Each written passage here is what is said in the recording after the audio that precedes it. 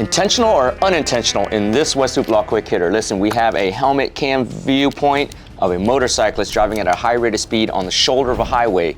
All of a sudden a car comes out and bam, there's a rear end collision. Now it does matter whether or not the car that came out was intentionally there or was there unintentionally. Let me know what you think. Put them in the comments below whether that car was intentional or unintentional in this West Loop Law Quick Hitter.